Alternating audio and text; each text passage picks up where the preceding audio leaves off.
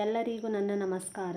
ಇವತ್ತಿನ ಈ ವಿಡಿಯೋನಲ್ಲಿ ನಾವು ದಶಮಾಂಶ ಸಂಖ್ಯೆಯ ಭಾಗಾಕಾರ ಲೆಕ್ಕಗಳನ್ನು ಕಲಿಯೋಣ. 58.4 ಇಲ್ಲಿ ನಾವು 8ರಿಂದ ಈ ದಶಮಾಂಶ ಸಂಖ್ಯೆಯನ್ನು ಭಾಗಿಸೋಣ. ಇಲ್ಲಿ ನಾವು ನೋಡೋಣ, 8ರ ಮಗ್ಗೆಯಲ್ಲಿ 58 ಬರಲ್ಲ. 58ಕ್ಕಿಂತ ಚಿಕ್ಕ ಸಂಖ್ಯೆ ಎಂದರೆ 56 ಬರುತ್ತೆ. ಹಾಗಾಗಿ ನಾವೇನು ಮಾಡೋಣ, 8 7 56 ತೆಗೆದುಕೊಳ್ಳೋಣ. 8ರಲ್ಲಿ 6 ಕಳೆದರೆ 2, 5ರಲ್ಲಿ 5 ಕಳೆದರೆ 0. ಇಲ್ಲಿ ನಾವು ಈ 58ರ ಪಕ್ಕದಲ್ಲಿ ಏನಿದೆ, ದಶಮಾಂಶ ಬಿಂದು ಇದೆ. ಇಲ್ಲಿ ನಾವು ಈ ಸಂಖ್ಯೆಯನ್ನು ಭಾಗಿಸಿದ್ವಿ. ಹಾಗಾಗಿ ನಾವೇನು ಮಾಡೋಣ, ಈ ದಶಮಾಂಶ ಬಿಂದುವನ್ನು ನಾವು 7ರ ನಂತರ ಇಲ್ಲಿ ಇಡೋಣ. ನಂತರ ನಾವು ಈ 4ಅನ್ನು ಕೆಳಗಡೆ ಇಳಿಸ್ಕೋಬೇಕು. 8ರ ಮಗ್ಗೆಯಲ್ಲಿ 24 ಬರುತ್ತೆ. 8 ಎಷ್ಟಲೇ 24, 8 3 24. 24ರಲ್ಲಿ 24 ಕಳೆದರೆ 0. ನೆಕ್ಸ್ಟ್ 83.1 ಇಲ್ಲಿ 83ರ ಪಕ್ಕದಲ್ಲಿ ದಶಮಾಂಶ ಬಿಂದು ಬಂದಿದೆ. ಇಲ್ಲಿ ನಾವು ಏನು ಮಾಡೋಣ, 5ರಿಂದ ಭಾಗಿಸೋಣ. ಇಲ್ಲಿ 5ರ ಮಗ್ಗೆಯಲ್ಲಿ 8 ಇಲ್ಲ. ಹಾಗಾಗಿ ನಾವೇನು ಮಾಡೋಣ, ಈ 8ಕ್ಕಿಂತ ಚಿಕ್ಕ ಅಂಕೆ ಅಂದರೆ 5 1 5 ತೆಗೆದುಕೊಳ್ಳೋಣ. 8ರಲ್ಲಿ 5 ಕಳೆದರೆ 3. ನಂತರ ನಾವು ಈ 3ಅನ್ನು ಕೆಳಗಡೆ ಇಳಿಸ್ಕೊಳ್ಳೋಣ. ಇದು 33 ಆಗುತ್ತೆ. 5ರ ಮಗ್ಗೆಯಲ್ಲಿ 33 ಬರಲ್ಲ. ಈ 33ಕ್ಕಿಂತ ಚಿಕ್ಕ ಸಂಖ್ಯೆ ಎಂದರೆ 30 ಬರುತ್ತೆ. 5 6 30. 3ರಲ್ಲಿ 0 ಕಳೆದರೆ 3, 3ರಲ್ಲಿ 3 ಕಳೆದರೆ 0. ಇಲ್ಲಿ ನಾವು ಈಗ ಈ 83ಅನ್ನು ನಾವು ಇಲ್ಲಿ ಭಾಗಿಸಿದ್ವಿ. ಹಾಗಾಗಿ ನಾವೇನು ಮಾಡೋಣ, ಈ ದಶಮಾಂಶ ಬಿಂದುವನ್ನು ಇಲ್ಲಿ 6ರ ಪಕ್ಕದಲ್ಲಿ ಇಡೋಣ. ನಂತರ ಈ 1ಅನ್ನು ನಾವು ಕೆಳಗಡೆ ಇಳಿಸ್ಕೋಬೇಕು. ಇದು 31 ಆಗುತ್ತೆ. ಇಲ್ಲಿ ನಾವು 5 6 30 ತೆಗೆದುಕೊಳ್ಳೋಣ. 31ರಲ್ಲಿ 30 ಕಳೆದರೆ ಎಷ್ಟು ಉಳಿಯುತ್ತೆ, 1 ಉಳಿಯುತ್ತೆ. ಇಲ್ಲಿ ನಾವು ಒಂದು 0ಯನ್ನು ತೆಗೆದುಕೊಂಡ್ರೆ ಇದು ಭಾಗ ಹೋಗುತ್ತೆ. ಹಾಗಾಗಿ ನಾವು ಇಲ್ಲಿ ಈ 1ರ ಪಕ್ಕದಲ್ಲಿ ಒಂದು 0ಯನ್ನು ತೆಗೆದುಕೊಳ್ಳೋಣ. ಇದು 5 2 10 ಭಾಗ ಹೋಗುತ್ತೆ. 10ರಲ್ಲಿ 10 ಕಳೆದರೆ 0. ನೆಕ್ಸ್ಟ್ 44.24 ಇಲ್ಲಿ ನಾವು 7ರ ಮಗ್ಗೆಯಲ್ಲಿ ನೋಡೋಣ, 44 ಬರಲ್ಲ. ಇದಕ್ಕಿಂತ ಚಿಕ್ಕ ಸಂಖ್ಯೆ ಅಂದರೆ ಎಷ್ಟು ಬರುತ್ತೆ, 42 ಬರುತ್ತೆ. 7 6 42. 4ರಲ್ಲಿ 2 ಕಳೆದರೆ 2, 4ರಲ್ಲಿ 4 ಕಳೆದರೆ 0. ಇಲ್ಲಿ ನಾವು 44ಅನ್ನು ಭಾಗಿಸಿದ್ವಿ. ಹಾಗಾಗಿ ನಾವೇನು ಮಾಡೋಣ, ಈ ದಶಮಾಂಶ ಬಿಂದುವನ್ನು 6ರ ಪಕ್ಕದಲ್ಲಿ ಇಡೋಣ. ನಂತರ ಈ 2ಅನ್ನು ನಾವು ಕೆಳಗಡೆ ಇಳಿಸ್ಕೋಬೇಕು. ಇದು 22 ಆಗುತ್ತೆ. 7ರ ಮಗ್ಗೆಯಲ್ಲಿ 22 ಬರಲ್ಲ, ಆದರೆ 21 ಬರುತ್ತೆ. 7 3 21. 2ರಲ್ಲಿ 1 ಕಳೆದರೆ 1, 2ರಲ್ಲಿ 2 ಕಳೆದರೆ 0.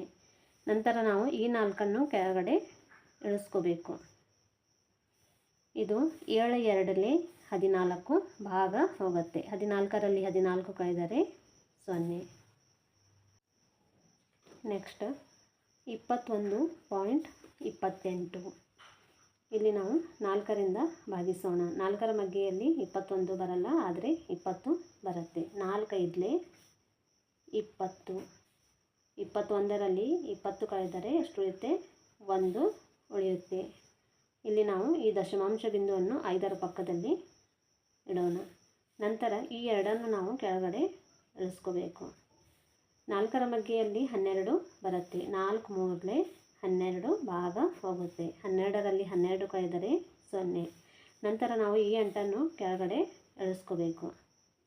ಇದು 4 2 8 ಭಾಗ ಹೋಗುತ್ತೆ. 8ರಲ್ಲಿ 8 ಕಳೆದರೆ 0.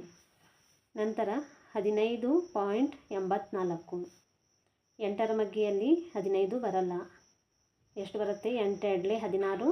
ಈ ಸಂಖ್ಯೆಗಿಂತ 16 ದೊಡ್ಡದು ಆಗುತ್ತೆ. ಹಾಗಾಗಿ ನಾವೇನು ಮಾಡೋಣ, 8 1 8 ತೆಗೆದುಕೊಳ್ಳೋಣ. 5ರಲ್ಲಿ 8 ಕಳೆಯಲಿಕ್ಕೆ ಬರಲ್ಲ, ಹಾಗಾಗಿ ಇಲ್ಲಿ ಒಂದು ಕೈಲವನ್ನು ತೆಗೆದುಕೊಳ್ಳೋಣ. ಇದು 5 ಇದ್ದಿದ್ದು 15 ಆಗುತ್ತೆ. ಈ 15ರಲ್ಲಿ 8 ಕಳೆದರೆ ಎಷ್ಟು ಉಳಿಯುತ್ತೆ, 7 ಉಳಿಯುತ್ತೆ. 1ರಲ್ಲಿ 1 ಕಳೆದರೆ 0. ಇಲ್ಲಿ ನಾವೇನು ಮಾಡಬೇಕು, ಇಲ್ಲಿ ನಾವು 15ಅನ್ನು ಭಾಗಿಸಿದ್ವಿ, ಹಾಗಾಗಿ ಈ ದಶಮಾಂಶ ಬಿಂದುವನ್ನು 1ರ ಪಕ್ಕದಲ್ಲಿ ಇಡೋಣ. ನಂತರ ಈ 8ಅನ್ನು ನಾವು ಕೆಳಗಡೆ ಇಳಿಸ್ಕೋಬೇಕು. ಇದು 78 ಆಗುತ್ತೆ. 8ರ ಮಗ್ಗೆಯಲ್ಲಿ 78 ಬರಲ್ಲ, ಹಾಗಾಗಿ ನಾವು 8 9 72ಅನ್ನು ತೆಗೆದುಕೊಳ್ಳೋಣ. 8ರಲ್ಲಿ 2 ಕಳೆದರೆ 6, 7ರಲ್ಲಿ 7 ಕಳೆದರೆ 0. ನೆಕ್ಸ್ಟ್ ನಾವು ಈ 4ಅನ್ನು ಕೆಳಗಡೆ ಇಳಿಸ್ಕೊಳ್ಳೋಣ. ಇದು 64 ಆಗುತ್ತೆ. 8ರ ಮಗ್ಗೆಯಲ್ಲಿ 64 ಬರುತ್ತೆ. 8 8 64. 64ರಲ್ಲಿ 64 ಕಳೆದರೆ 0. ನೆಕ್ಸ್ಟ್ 65.62. ಇಲ್ಲಿ ನಾವು ಮೊದಲು 3 2 6 ಭಾಗಿಸೋಣ. 3 2 6, 6ರಲ್ಲಿ 6 ಕಳೆದರೆ 0. ನಂತರ ನಾವು ಈ 5ಅನ್ನು ಕೆಳಗಡೆ ಇಳಿಸ್ಕೊಳ್ಳೋಣ. ಇಲ್ಲಿ ನಾವು 3 1 3 ತೆಗೆದುಕೊಳ್ಳೋಣ. 5ರಲ್ಲಿ 3 ಕಳೆದರೆ 2. ಈಗ ನಾವು ಈ 65ಅನ್ನು ಭಾಗಿಸಿದ್ವಿ, ಹಾಗಾಗಿ ಈ ದಶಮಾಂಶ ಬಿಂದುವನ್ನು ಈ 1ರ ಪಕ್ಕದಲ್ಲಿ ಇಡೋಣ. ನಂತರ ಈ 6ಅನ್ನು ನಾವು ಕೆಳಗಡೆ ಇಳಿಸ್ಕೋಬೇಕು. ಇದೆಷ್ಟಾಗುತ್ತೆ? 26 ಆಗುತ್ತೆ. 3ರ ಮಗ್ಗೆಯಲ್ಲಿ 26 ಬರಲ್ಲ, ಇದಕ್ಕಿಂತ ಚಿಕ್ಕ ಸಂಖ್ಯೆ ಎಷ್ಟು ಬರುತ್ತೆ? 3 8 24.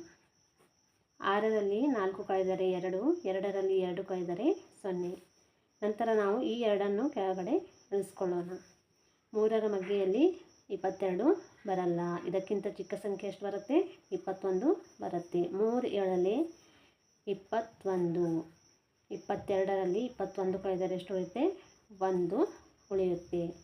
ಇಲ್ಲಿ ನಮ್ಮ ಶೇಷ 1 ಉಳಿದಿದೆ. ಇಲ್ಲಿ ನಾವು 0 ತೆಗೆದುಕೊಂಡು ಕೂಡ ಇದನ್ನು ಭಾಗಿಸಿದರೆ ಇದು ಭಾಗ ಹೋಗೋದಿಲ್ಲ, ಹಾಗಾಗಿ ಇಲ್ಲಿ ಅಕ್ಕವನ್ನು ನಾವು ಇಲ್ಲಿಗೆ ಬಿಡೋಣ. ನೆಕ್ಸ್ಟ್ 62.36. ಇಲ್ಲಿ ನಾವು 7ರಿಂದ ಭಾಗಿಸೋಣ.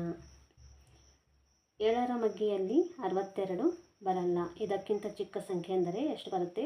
56 ಬರುತ್ತೆ. 7 8 56.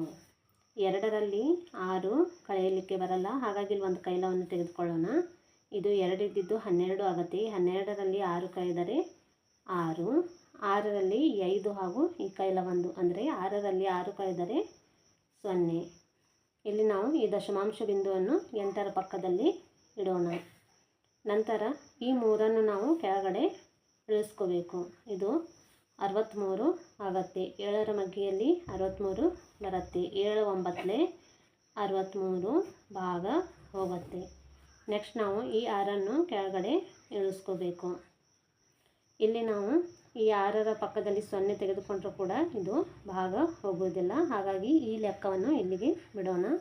ನಂತರ 12.96.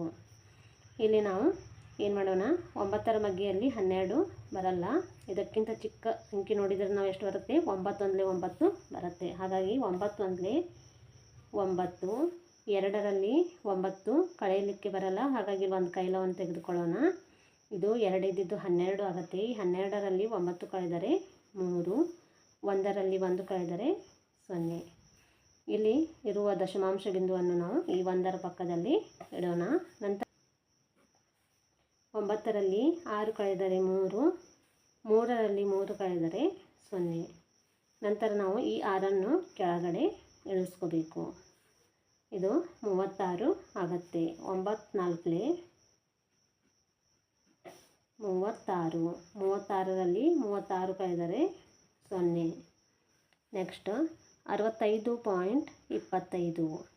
ಇಲ್ಲಿ ನಾವು ಏನು ಮಾಡೋಣ, ಮೊದಲು 6ಅನ್ನು ಭಾಗಿಸೋಣ. 3 2 6, 6ರಲ್ಲಿ 6 ಕಳೆದರೆ 0. ನೆಕ್ಸ್ಟ್ ಈ 5ಅನ್ನು ಕೆಳಗಡೆ ಇಳಿಸ್ಕೊಳ್ಳೋಣ. 3ರ ಮಗ್ಗೆಯಲ್ಲಿ 5 ಬರಲ್ಲ, ಇದಕ್ಕಿಂತ ಚಿಕ್ಕ ಅಂಕಿ ಅಂದರೆ 3 1 3. 5ರಲ್ಲಿ 3 ಕಳೆದರೆ 2. ಇಲ್ಲಿ ದಶಮಾಂಶ ಬಿಂದುವನ್ನು 65ರ ಪಕ್ಕದಲ್ಲಿರುವ ದಶಮಾಂಶ ಬಿಂದುವನ್ನು ನಾವಿಲ್ಲಿ ಈ 1ರ ಪಕ್ಕದಲ್ಲಿ ಇಡೋಣ. ನಂತರ ಈ 2ಅನ್ನು ನಾವು ಕೆಳಗಡೆ ಇಳಿಸ್ಕೋಬೇಕು. ಇದು 22 ಆಗುತ್ತೆ. 3ರ ಮಗ್ಗೆಯಲ್ಲಿ 22 ಬರಲ್ಲ, ಆದರೆ 21 ಬರುತ್ತೆ. 3 7 21. 22ರಲ್ಲಿ 21 ಕಳೆದರೆ ಎಷ್ಟು ಬರುತ್ತೆ? 1. ನಂತರ ನಾವು ಈ 5ಅನ್ನು ಕೆಳಗಡೆ ಇಳಿಸ್ಕೊಳ್ಳೋಣ. ಇದು 15 ಆಗುತ್ತೆ. 3ರ ಮಗ್ಗಿಯಲ್ಲಿ 15 ಬರುತ್ತೆ. 3 5 15. 15ರಲ್ಲಿ 15 ಕಳೆದರೆ 0. ಇವತ್ತಿನ ಈ ವಿಡಿಯೋ ನಿಮಗೆ ಇಷ್ಟವಾದರೆ ಲೈಕ್ ಹಾಗೂ ಶೇರ್ ಮಾಡಿ ಹಾಗೂ ನನ್ನ ಚಾನಲಿಗೆ ಸಬ್ಸ್ಕ್ರೈಬ್ ಮಾಡಿ.